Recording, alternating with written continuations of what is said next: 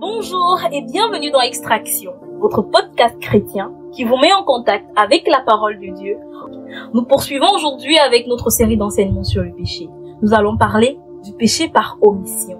Notre texte d'appui est tiré de Jacques 4 au verset 17, où il est écrit « Celui donc qui sait faire ce qui est bien et qui ne le fait pas commet un péché. » Que voulait dire l'auteur par là?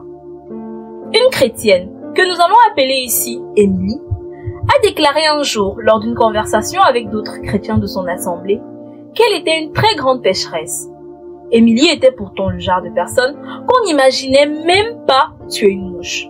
Calme, toujours souriante, aimante et servant Dieu avec vérité et sincérité.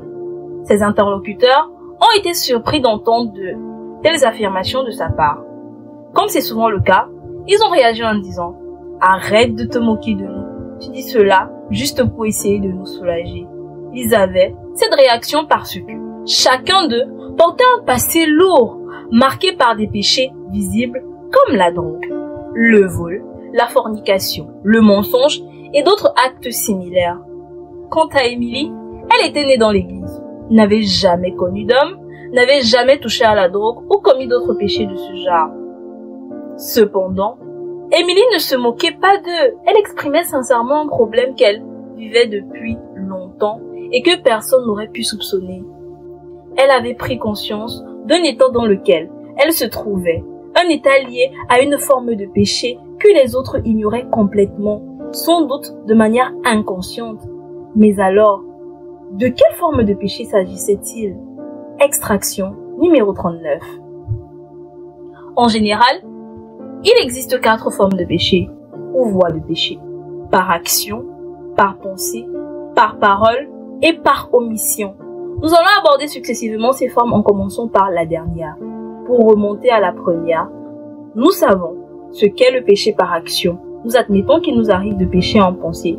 Nous reconnaissons aussi que le péché par parole peut avoir des conséquences graves, mais le péché par omission reste méconnu et souvent mal compris.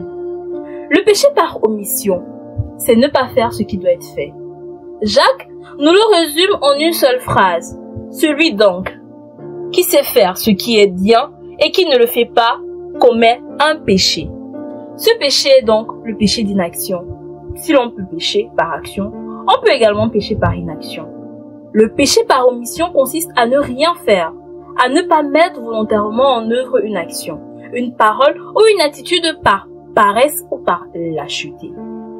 Cela peut aussi signifier rester silencieux devant l'injustice ou éviter de prendre position par peur de conflit. L'histoire du bon samaritain, tirée de Luc 10 au verset 25 à 37, illustre bien ce type de péché. Le prêtre et le lévite savaient ce qu'ils devaient faire, mais ils ont choisi de ne pas agir.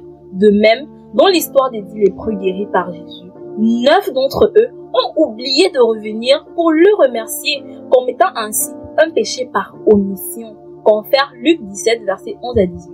Ce genre d'omission est plus courant qu'on ne le pense. Par exemple, oublier de rendre grâce à Dieu pour ses bienfaits, négliger d'entretenir une amitié ou de prendre soin d'un proche malade ou âgé, refuser d'agir lorsqu'un proche s'enfonce dans une mauvaise voie, par peur ou par indifférence.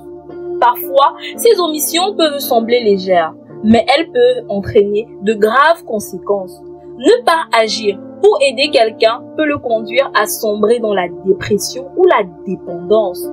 Refuser de dire à un être cher qu'il agit mal peut l'amener à continuer dans une voie destructive, confère Matthieu 18, versets 14 à 17. Pour éviter le péché, il est essentiel d'agir là où cela est nécessaire. Cela ne signifie pas intervenir à tout moment, mais faire preuve de discernement. Une question peut nous guider. Que ferait Jésus à ma place? Tel était le cas d'Émilie. Elle réalisait qu'elle laissait des situations autour d'elle se détériorer, en se disant que cela ne la concernait pas.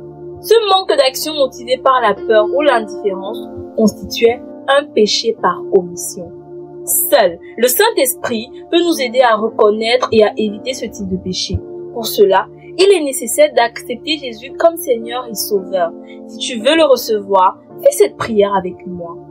Seigneur Jésus, Je reconnais que je suis pécheur et que sans toi, je suis perdu. Je te demande pardon et je t'accepte comme mon Seigneur et mon Sauveur personnel. Si vous avez fait cette prière, rapprochez-vous de véritables chrétiens pour partager votre expérience et recevoir leur soutien. Prions ensemble. Seigneur Dieu, je te demande pardon pour tous les péchés que j'ai commis par omission. Saint-Esprit, éclaire-moi sur les actions que je peux encore entreprendre pour réparer ces manquements. Donne-moi la force d'agir là où c'est nécessaire au nom de Jésus. Amen. Nous continuerons avec Extraction où nous allons parler du péché par parole en nous appuyant sur Jacques au chapitre 3. Que Dieu nous bénisse.